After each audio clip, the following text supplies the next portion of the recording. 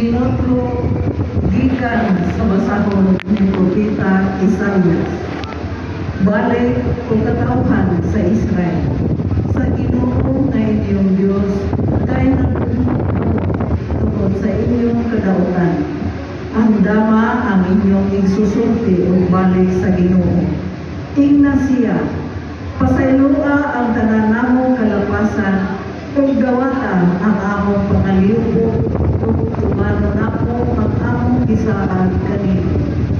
Dili makaluwas ka namo ang Assyria, dili na kami makabayo sa mga kabayo, o dili na kami moisip na among Diyos ang binuhat sa among kamo. Maluluyon ka ni atong walay laing kadampa. Ang Ginoo niingon, hinuon ko silang matinoohon o higugmaon ko sila, kay nahana na ang akong kasuko kanila. Mahimo silang sama sa yamo, alang sa Israel, kung mamulak siya sama sa liryo, mugamot siya pag-ayo, gausa kadakong kahoy, mulipang ang iyang mga salinsing, kung mahisama siya kadakong sa libo, kung makalimyon siya sama sa Libanon. Mamauli sila o magpuyo sa silong sa akong landong.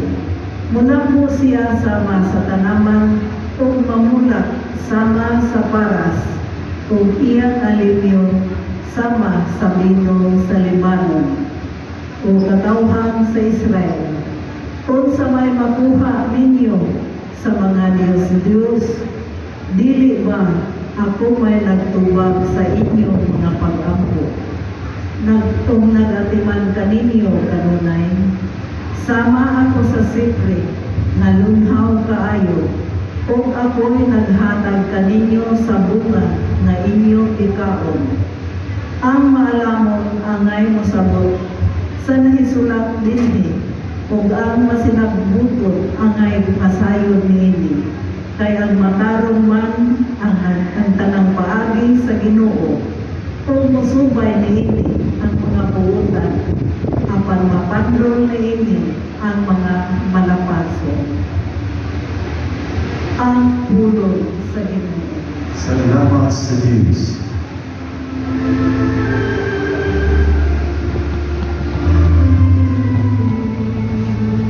Ako ang Ginoo, ang imong Diyos, pamatia ang akong tingog. Ako ang Ginoo, ang iyong Diyos, pamatiya ang akong tingog.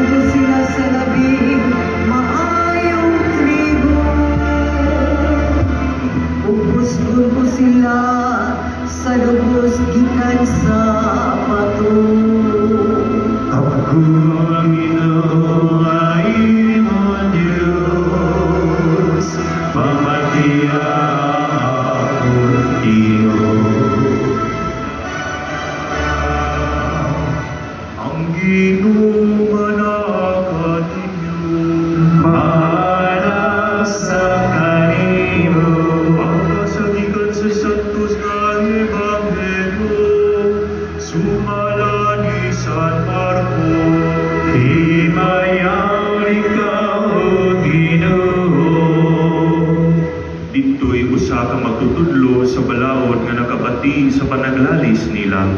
Nakita niya nga maayo ang pagkabutubag ni Jesus sa mga Saduceo, busang miduol siya kanila og nangutana, unsa mang bua ang labing hinungdan sa tanan. Mitubag si Jesus, mao kini ang labing hinungdanong sugo, pamati Israel. Ang Ginoo nga atong Dios, maura gayud ang Ginoo. Kinahanglan mahalon mo ang Ginoo nga imong Dios sa tibuok mong kasing-kasing, ug sa tibuok mong kalag, ug sa tibuok mong salabutan, ug sa tibuok mong puso. Ang sunod mao kini, higugmaa ang imong isig katawo sama sa imong kaugalingon. Wala nay mga labipang, wala nay sugo nga labipang hinungdanon kay niining duha. Ang magtutudlo sa balaod miingon ngadto kang Hesus, husto ka na magtutudlo. Tinuod nga ang imong gisulti nga ang Ginoo lamang mao'y Dios, ug nga wala nay laing Dios gawas kaniya. Busa ang tao kinahanglang magmahal sa Dios sa tibuok niyang kasing-kasing, ug sa tibuok niyang salabutan, ug sa tibuok niyang puso, ug kinahanglang igugmao niya ang iyang isikataw ingon sa iyang kaugalingon. Mas maayo ang pagtuman ining duha ka sugo kaysa pagdala og mga mananap na sunugon ibabaw sa halaran o paghatag upang mga halad ngadto sa Dios. Nakalinggat si Jesus nga maalamon kaayo ang iyang tubag. Busa siya miingon kaniya, dili ka halayo sa gingharian sa Dios. O wala na gayoy nangahas pagpangutana kaniya. Ang Ebanghelyo sa Ginoo. Dahil ko ikaw, Kristo. Mga minahal kong igsoon ni Kristo, maayong buntag kanatong tanan. Viva Pit Señor! Viva Señor Santo Niño! Atong nadunggan sa Ebanghelyo karon gikan sa kapitulo 12 hangtod 28, gikan sa 28 hangtod sa 34, gikan sa Ebanghelyo ni San Mateo, nga kitang tanan gitudluan sa labing hinungdanong kamatuoran sa atong pagtuo. Importante nga ang pagtuo do na kini buhat, do na kini makit-an, do na kini gihikanan. Kini walay lain kundili ang sugo sa atong Ginoo bahin sa gugma. Gipahinumduman kita ni Jesus nga ang tanang kasuguan sa atong Ginoo natuman dinha sa pulong o sa buhat sa gugma. Kining paghigugma ngadto sa Dios o nganaha sa atong isig katawo. Kamatuoran kini mga igsoon nga gipahinumdum kanato usab ni San Pablo nga mingingon sa mga taga-Roma.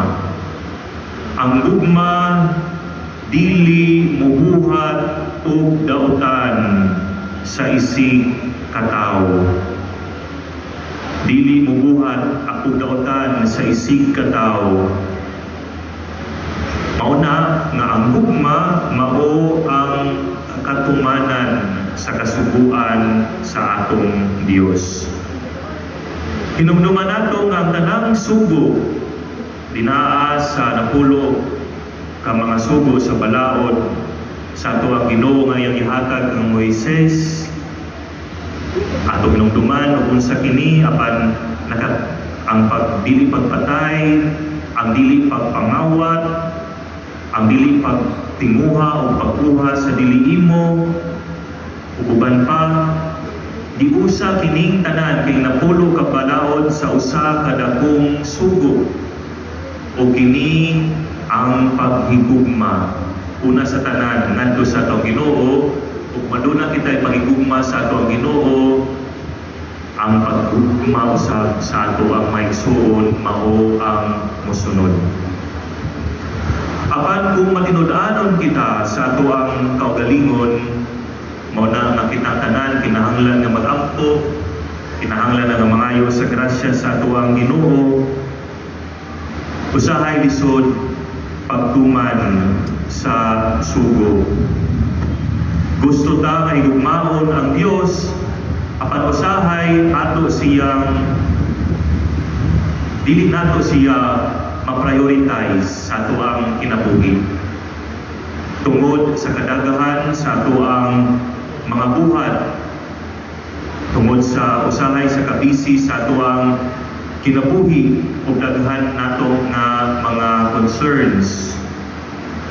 Gusto ta nga higugmaon ang uban apan usahay lisod kayo nga makikuli sa uban ng mga tao, reconciliation.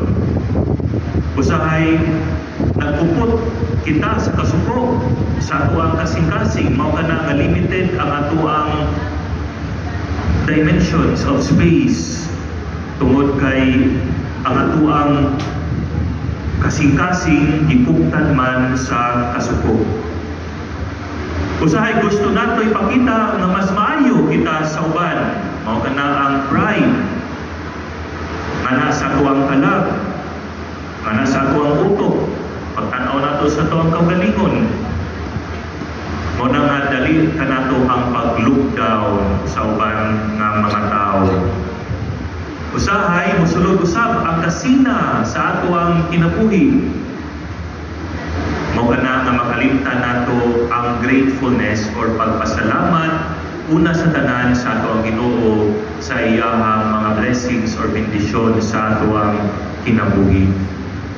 Usahay makabungat kita, makabuhi kita og pulong nga nakasakit kapasakit sa uban.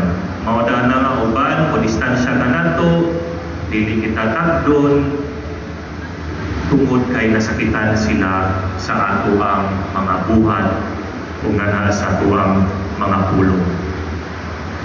Usa mautanan kita sa ato ang kaugalingon. Saon manato kini sao manato nga may gugma kita sa Dios, magigugma kita sa ato ang mga igsoon.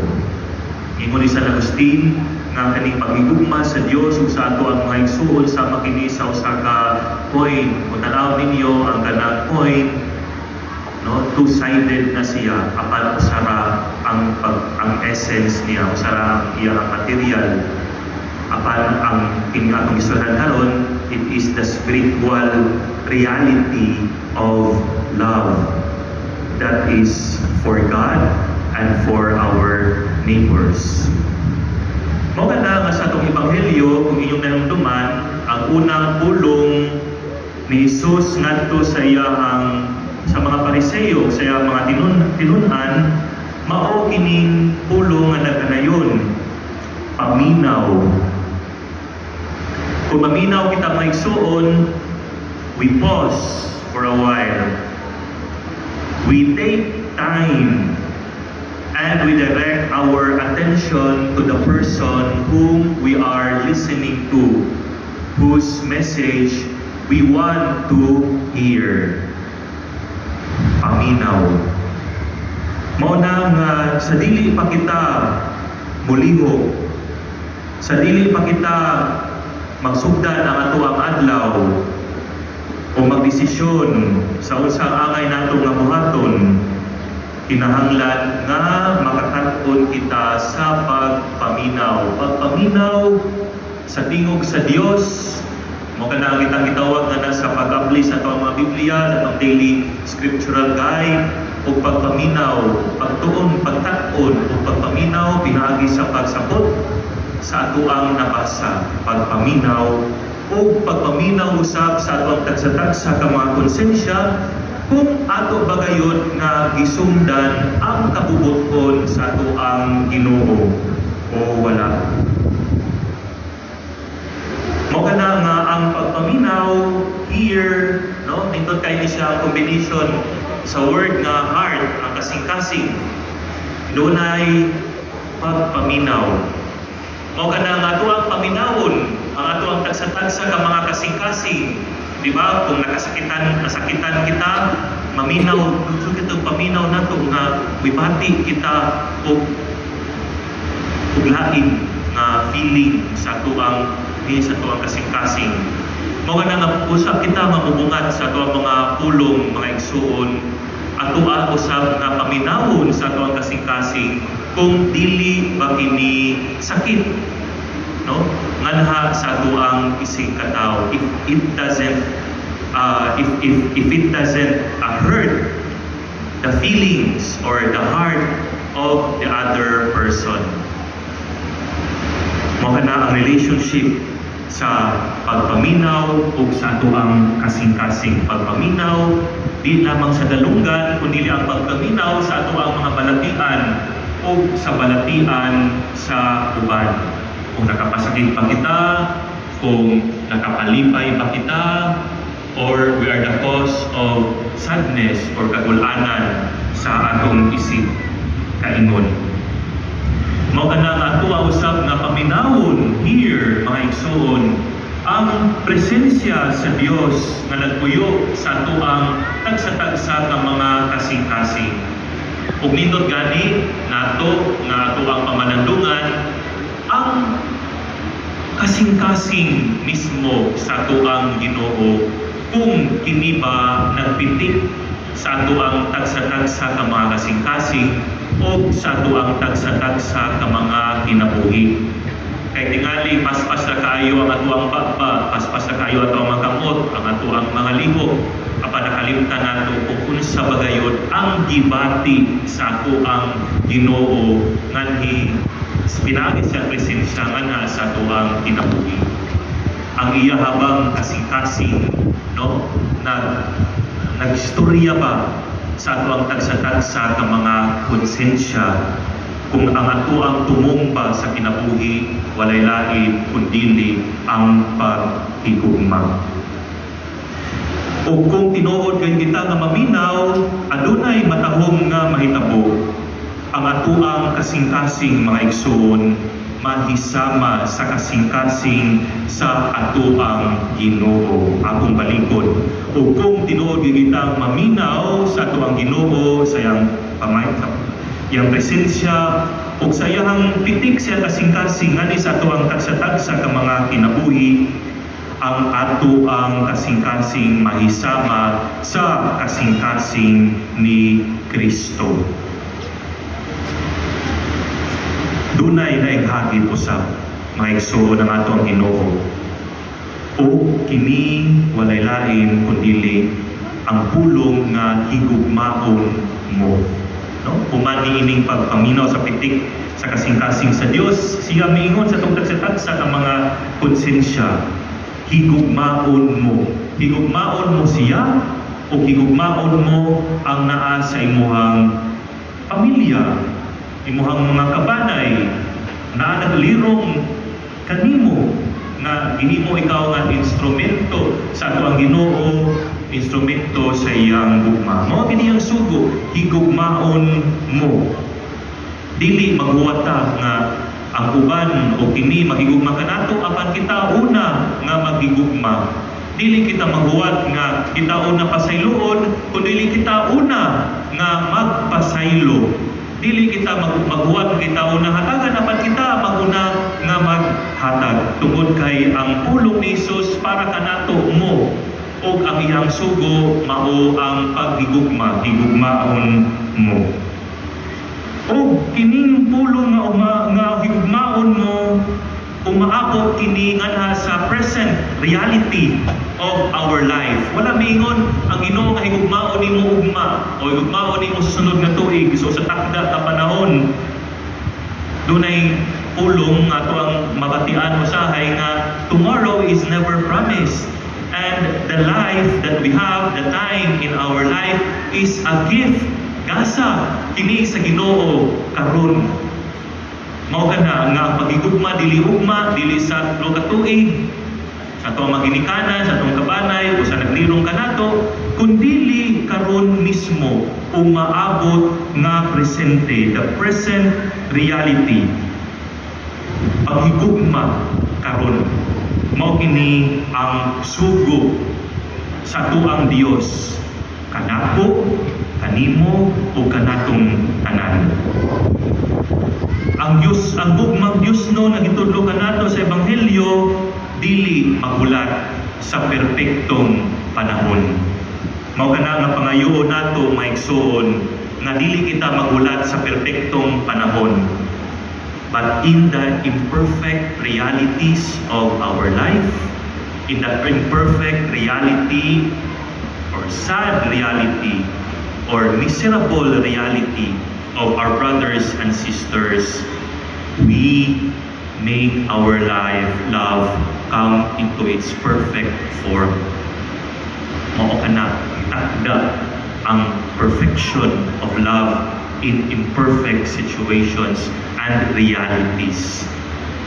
Nahimo nga lawas, nahimo nga puloy-anan sa gugma ang ato ang tagsa-tagsa ka mga kinabuhi in different situations nga ato ang gisagubang or masagubang nato sa ato ang kinabuhi.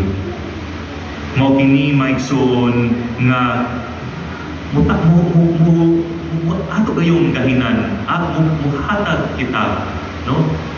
Mahimo kita nga magamang matinabangon, mahimo kita nga maghatag og kaayo, no, sa ato ang isikataw, makabuhat og mga buhat sa kaluoy sa ato ang mga sa ato ang maigsoon, sa ato ang isikataw karon, in spite of their imperfections, in spite of difficult realities, tungod kay ang sugo kanato sa ato ang Ginoo, mao nga maghigugma kita karon.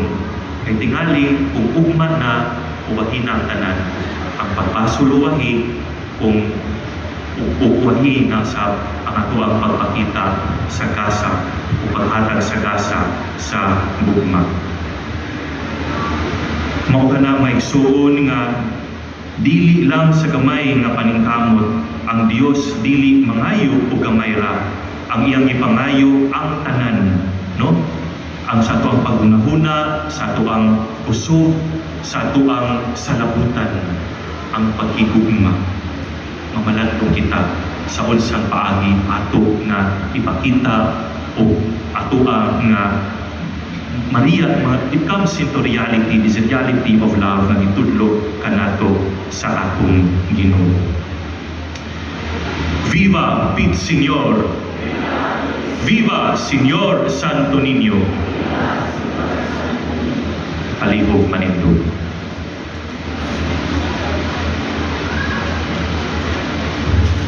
Mga igsuon, mag-ampo kita ngadto sa Dios, samahan nga ang iyang gugma alang kanato, magdasig sa tanan ug magtimaan sa ato ang pagtagad sa uban. Mutuaw kita sa pag-ingon, Ginoo, dungga ang among pangamuyo. Ginoo, dungga ang among pangamuyo. Nga ang simbahan sa walay puas musangyaw sa gugma sa Dios ug sa isig katawo nga maoy kasing-kasing sa ebanghelyo. Mag-ampo kita. Ginoo, dungga ang among pangamuyo. Nga dili unta kita malimot sa pagpakitag kaluoy ngadto kanila nga kabus, sinalikway ug wala higugmaa. Mag-ampo kita. Ginoo, dungga ang among pangamuyo. Nga atong tagdon ang matag tawo uban ang kaayo ug pagtahod. Mag-ampo kita. Ginoo, dungga ang among pangamuyo. Mag-ampo kita sa kinasing-kasing alang sa kalinaw dito sa Middle East o sa kalibutan. Hinluan unta sa Dios ang kalibutan sa tanang kabangis, kahakog o sayop nga paggamit sa kahum nga nagdala kasakitan o kamatayon sa kadaghanan. Mag-ampo kita sa Ginoo. Ginoo, dungga ang among pangamuyo. Mag-ampo kita nga ang mga nasod maninguha unta padulong sa masangputong pagwagtang sa mga hinagiban sa pakigsangka, ilabi na ang kahimanang nuklear ug nga ang mga pangulo sa kalibutan mopili unta sa dalan sa dialogo ug diplomasiya ug dili ang kabangis. Mag-ampo kita sa Ginoo.